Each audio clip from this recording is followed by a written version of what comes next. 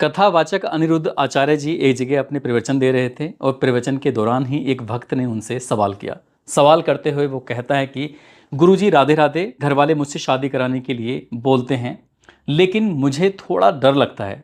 हम आजकल देख रहे हैं कि बहुत जल्दी डाइवोर्स हो रहे हैं।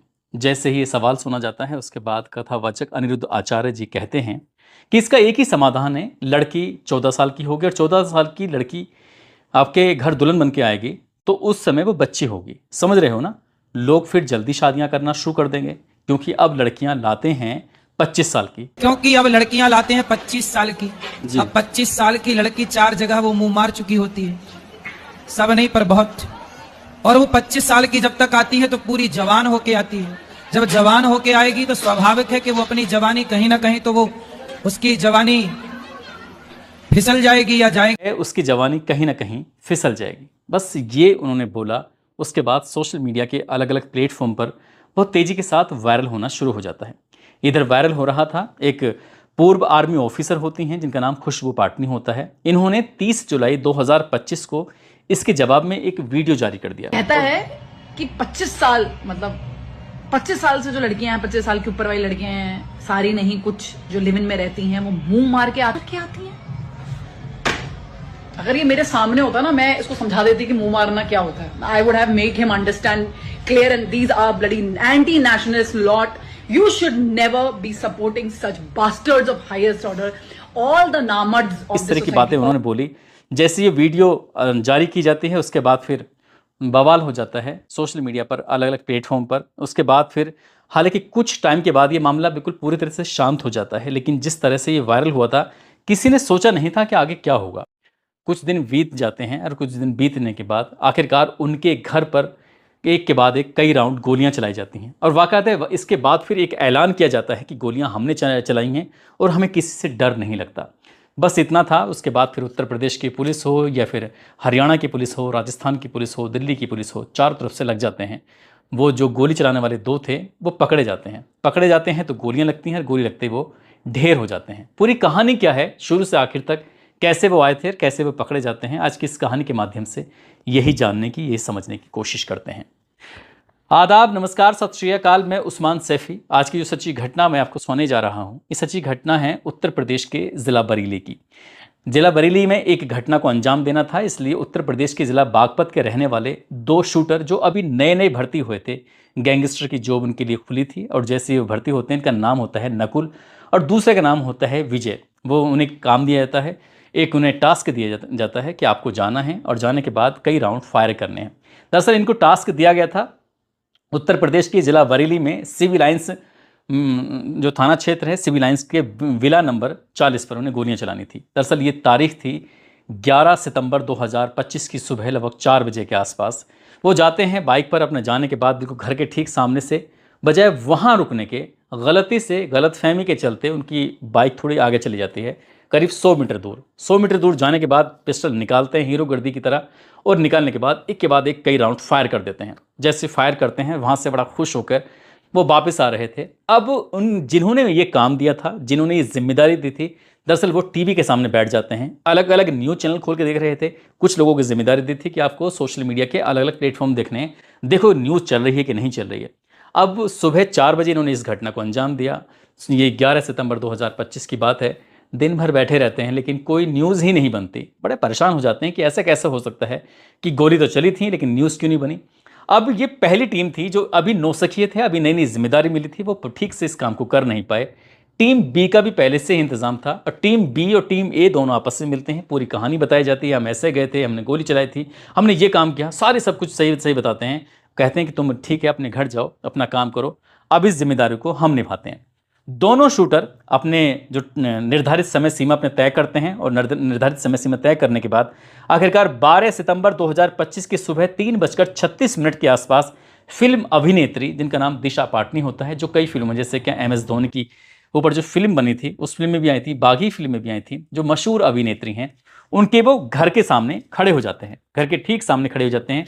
दरअसल जो ये घर है दिशा पाटनी का, इनके पिता का नाम है जगदीश सिंह पाटनी, जो कि उत्तर प्रदेश पुलिस में DSP के पद से रिटायर्ड हो चुके हैं। जो इनकी मां है पद्मा पाटनी और साथ ही बड़ी बहन जिनका नाम है खुशबू पाटनी, जो कि एक्स आर्मी ऑफिसर हैं, जो कि बताया जाता है कि 34 साल की उम्र में वो मेजर के पद से रिटायर हो चुके हैं। वो इस वक्त, इस दौरान जो तारीख थी 12 सितंबर 2025 सुबह लगभग 3:36 के आसपास ये अपने घर में सोई हुई थी। बाइक आती है, एक ने हेलमेट लगाया हुआ है, दूसरा बिना हेलमेट के था। बड़े एकदम ऐसे समझ लो जैसे कि बड़े जिम्मेदारी पहले से निभा चुके हैं। जो पहले आए थे नौसिखिए, उनसे कहीं ज़्यादा ये होशियार हैं, ऐसा उनकी बॉडी लैंग्वेज से, ऐसा उनकी गाड़ी चलाने के अंदाज से ये साबित हो रहा था। घर के ठीक सामने खड़े होते हैं, छज्जे को निशाना बनाया जाता है, एक के बाद एक लगातार गोलियां चल रही थी। 9 राउंड गोलियां चलाई जाती हैं और वो गोलियों के निशान सारी दीवार पर इधर उधर जाकर छप जाते हैं। बस वो यहाँ से निकल जाते हैं, निकलने के बाद जहाँ उन्हें जाना था आराम से निकल जाते हैं। लेकिन दिन निकला भी नहीं था, अब ये खबर सोशल मीडिया के अलग अलग प्लेटफॉर्म पर बहुत तेजी के साथ वायरल होने लगती है। जहां देखो हर सोशल मीडिया के हैंडल पर वहां खबर चल रही थी।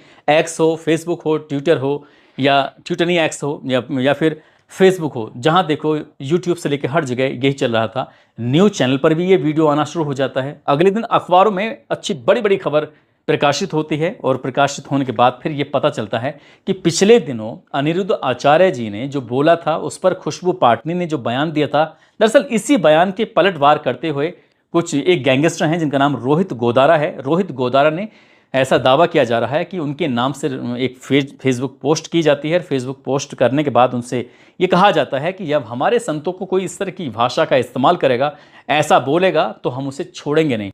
अभी तो सिर्फ ये ट्रेलर है, देखना आगे क्या क्या हो सकता है। और ध्यान रखना, पूरी फिल्मी हस्ती हो या कोई भी हो, वो किसी भी कीमत पर बख्शा नहीं जाएगा। ये रोहित गोदारा, गोल्डी बराड़, जिनका नाम काफ़ी सुना होगा गैंगस्टर की दुनिया में, लॉरेंस बिश्नोई गैंगस्टर की दुनिया में, आजकल पूरी दुनिया में बड़ा नाम मशहूर हो रहा है। ये इसका खास गुर्गा है इन दोनों का, जिसका नाम रोहित गोदारा होता है। अब रोहित गोदारा की इस पोस्ट पर पुलिस ने अपनी जांच पड़ताल में जुट जाती है। चारों तरफ दहशत का माहौल था। पिछले साल की बात है, सलमान खान के घर पर भी कुछ इसी तरह का, और सलमान खान के खास दोस्त होते हैं, उनको भी गोली मार कर उनकी हत्या कर दी जाती है। ये इन्हीं गैंगस्टरों ने फेसबुक के माध्यम से अलग अलग बार में इस तरह की जिम्मेदारी ले ली थी। अब ये जिम्मेदारी तो इन्होंने ले ली, लेकिन जब बात एसएसपी अनुराग आर्य के पास पहुंचती है, जो कि बरेली के एसएसपी होते हैं, उन्होंने एसपी सिटी और एसपी क्राइम से बातचीत की। उन्होंने कहा कि भाई इस मामले की बहुत ईमानदारी से जांच होनी चाहिए, देख लेना कोई भी किसी भी प्रकार की लापरवाही नहीं होनी चाहिए। अब क्योंकि मामला सोशल मीडिया के अलग अलग प्लेटफॉर्म पर वायरल हो रहा था, उत्तर प्रदेश की यूपी जो एसटीएफ होते हैं और साथ ही अलग अलग जो पुलिस होती है, क्राइम ब्रांच, सभी जो पुलिस होती हैं वो जांच पड़ताल में जुट जाती हैं।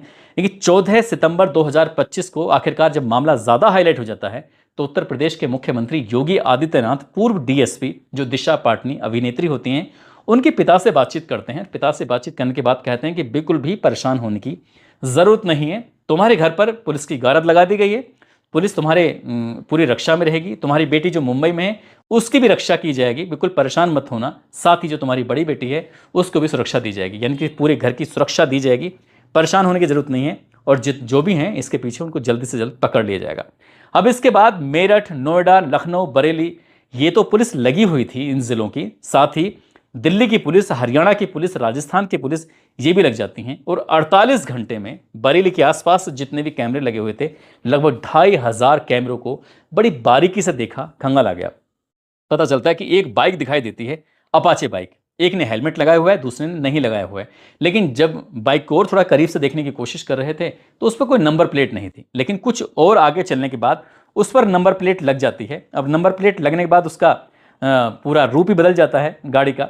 लेकिन पुलिस अपनी जब जांच पड़ताल कर रही थी तो ये देखने की कोशिश कर रही थी कि इस पर DL4XCX 0577 कुछ गाड़ी पर इस तरह का नंबर लिखा हुआ था। लेकिन पुलिस ने जब इसकी जांच पड़ताल करना शुरू किया है, तो और बारीक में जाने की कोशिश की है, तो ये बाइक थी नई दिल्ली सुल्तानपुरी के अनिल पुत्र हवा सिंह के नाम पंजीकृत थी। क्या उनकी बाइक चोरी हुई है या उन्होंने बाइक अपनी मर्जी से दी है, ये तो खैर पुलिस की जांच का विषय है। लेकिन पुलिस अब इनकी तलाश में जुट जाती है कि आखिरकार ये बाइक कौन चला रहे थे, कौन पीछे बैठा था, गोलियां किसने चलाई थी।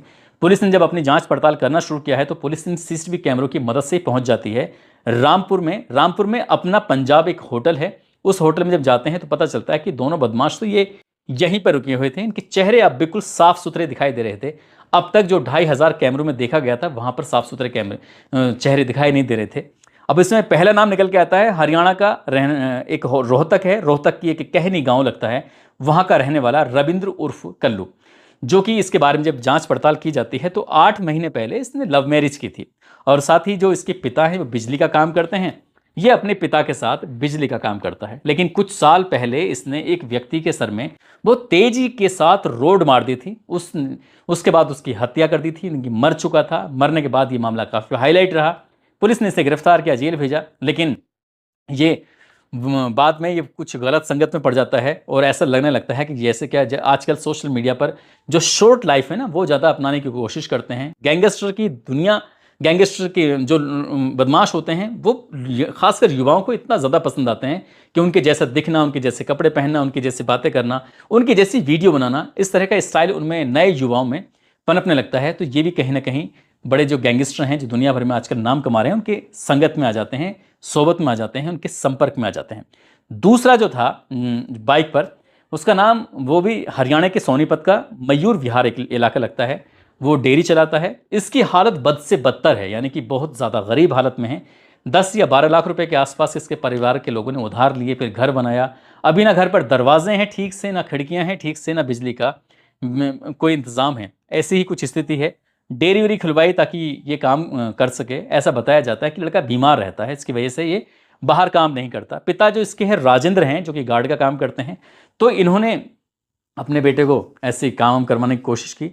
लेकिन जब पुलिस ने जांच पड़ताल की तो ये भी बाइक पर बैठा हुआ था, जो कि जो कैमरे में बिल्कुल साफ साफ हो चुका था। ऐसा पुलिस, उत्तर प्रदेश की पुलिस ये दावा कर रही थी। पुलिस ने चारों तरफ से जाल बिछाना शुरू कर दिया, इनको घेरना शुरू कर दिया।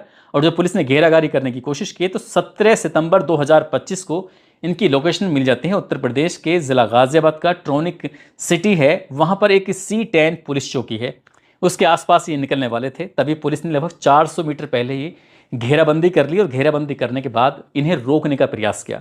पुलिस ने जैसे इन्हें रोकने का प्रयास किया तो इनके पास तो जिगाना जैसी आधुनिक पिस्टल थी, जिससे क्या एक साथ कई गोलियां निकलती हैं। जिगाना एक पिस्टल और थी। तो इन्होंने बस लगातार जब गोलियां चलाना शुरू किया है तो पता चलता है कि लगभग 15 मिनट में इन्होंने 25 से 30 राउंड गोलियां चलाई थी, जिसमें 4 गोलियां पुलिस को छूते हुए निकली थी, जिससे पुलिस वाले घायल हो जाते हैं। 4 गोलियां पुलिस की जो गाड़ी थी उन पर लग जाती हैं। अब पुलिस ने जवाबी कार्रवाई में जब इन पर गोलियां चलाई हैं तो इन दोनों बदमाशों को भी गोली लग जाती है। दोनों बदमाश गंभीर रूप से घायल हो जाते हैं। नज़दीकी हॉस्पिटल लेके जाते हैं, तब तक पता चलता है कि इनका राम नाम सत्य हो चुका है, यानी कि बेचारे ये मारे जा चुके हैं। बस इतना था। ये सोशल मीडिया पर ये बहुत तेज़ी के साथ वायरल होने लगता है कि पुलिस की जवाबी कार्रवाई में अरुण और दूसरा जो था रविंद्र, ये दोनों ढेर हो गए हैं, मारे गए हैं। बस इनका ये लिखना सोशल मीडिया पर ये लिखा जा रहा था कि इनके बारे में कि ये मारे गए, ढेर हो गए।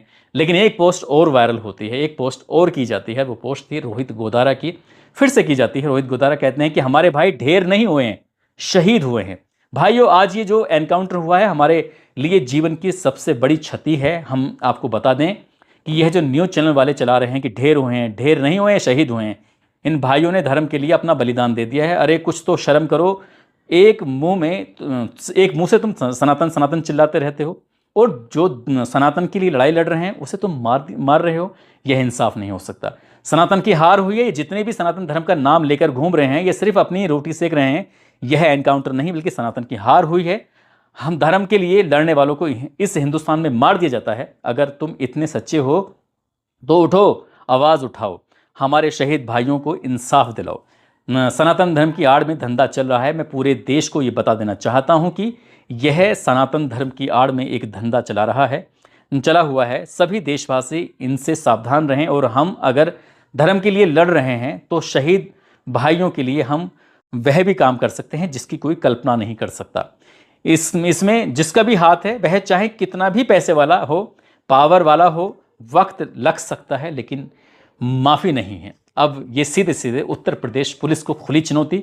उत्तर प्रदेश पुलिस को रोहित गोदारा के नाम से फेसबुक पर पोस्ट की गई थी, उससे धमकी दी जाती है कि अब तुम्हारा क्या होगा। यानी कि अब उत्तर प्रदेश की पुलिस इन गैंगस्टरों के खतरे में है। अब देखो, अगर उत्तर प्रदेश पुलिस को अपनी जान बचानी है तो इन गैंगस्टरों का सामना करना पड़ेगा। अब हमने रोहित गोदारा के बारे में जानने की कोशिश की तो गोल्डी बराड़, साथ ही लॉरेंस बिश्नोई, ये इनका बहुत ही खास गुर्गा बताया जाता है।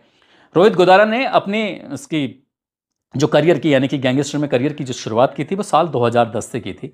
ये राजस्थान प्रदेश के ज़िला बीकानेर का लूनकरणसर का गांव लगता है कपूरीसर, वहां का रहने वाला होता है। 2010 में अपराध की दुनिया में इन्होंने कदम रखा था और राजस्थान में इन पर लगभग 32 केस हैं, वो जैसे हत्या का, वसूली का, इस तरह से। और एनआईए ने इन पर 5 लाख रुपए का इनाम घोषित किया हुआ है और राजस्थान की सरकार ने इन पर 1 लाख रुपए का इनाम घोषित किया है। लेकिन जब इन्हें डर लगने लगा तो ये 13 जून 2022 को एक फर्जी पासपोर्ट पवन कुमार के नाम से बनवाते हैं और यहां से विदेश भाग जाते हैं। दिल्ली के रास्ते ही सीधे दुबई पहुंचते हैं। दुबई से अजरबैजान एक जगह लगती है, वहां पहुंच जाते हैं, लेकिन पुलिस ने इन्हें पकड़ लिया था। लेकिन वहां रोहित गोदारा के ऊपर कोई केस वेस दर्ज नहीं था, इसलिए छोड़ दिया। अब ये विदेश में रहते हैं। विदेश में रहने के बाद सोशल मीडिया पर पूरी तरह से एक्टिव रहते हैं। ऐसी फेसबुक आईडी, ऐसी यूट्यूब की आईडी, ऐसी इंस्टाग्राम की आईडियों को देखते रहते हैं कि कौन है ऐसा जिसे एकदम से हीरो बनने का चस्का है। ऐसे लोगों पर इनकी नज़र रहती है। कम पैसों में हथियार इन्हें उपलब्ध करा देते हैं और दे देते हैं कि जाओ फला जगह करो, ऐसा करो, वैसा करो। ये बताया जाता है कि दिशा पाटनी के घर पर जो गोलियां चलाई गई थी, वहां किसी को मारने का कोई मकसद नहीं था, बल्कि पूरी फिल्म इंडस्ट्री में, बल्कि उत्तर प्रदेश में भी अलग अलग जगहों पर एक मैसेज देना था कि कभी रोहित गोदारा के नाम से अगर कोई फ़ोन आता है या फिर किसी गैंगस्टर के नाम से फ़ोन आता है तो वक्त पर पैसे दे देना, अगर पैसे नहीं दोगे तो फिर इनके जैसा हाल कर दिया जाएगा। दोस्तों, इस पूरे घटनाक्रम को सुनाने का उद्देश्य किसी को परेशान करना नहीं है, किसी का दिल दुखाना नहीं है, बल्कि आपको जागरूक करना है, आपको सचेत करना है। पढ़ लिख कर कामयाब इंसान बनो। गैंगस्टर की राह बड़ी छोटी होती है और जो गोलियां चलाता है उसकी भी, जो कहते हैं कि कातिल की मौत कत्ल होती है, इसलिए गलत रास्ते पर नहीं चलना चाहिए। जाते जाते शाहनवाज आलम हैं, साथ ही भंगेल के रहने वाले सुमित कुमार हैं। आज इनका जन्मदिन है। इनको जन्मदिन की ढेरों सारी शुभकामनाएं, बहुत बहुत मुबारकबाद। और कुछ लोगों ने नाम लेने की अपील की है, जिसमें सिराज खान है, दानपाल वर्मा, अलीशा राणा, महिमा कुमारी, हशमतुल्लाह अंसारी, भीम सिंह, अरशान खान, बीरू कुमार, मोहम्मद नबील, अर्चना देवी, महिमा शर्मा, माहिरा शर्मा, दुर्गेश यादव, अरीबा शेख, नवेद अहमद, मोहम्मद कुदूसू, मोहम्मद परवेज़ आलम, साबिर मलिक, कृष्णा गौड़, नीतू मिश्रा, चंद्रेश्वर ठाकुर, गुरविंदर सिंह। आप सब लोग अपना ख्याल रखें, सुरक्षित रहें। जय हिंद, जय भारत। इस तरीके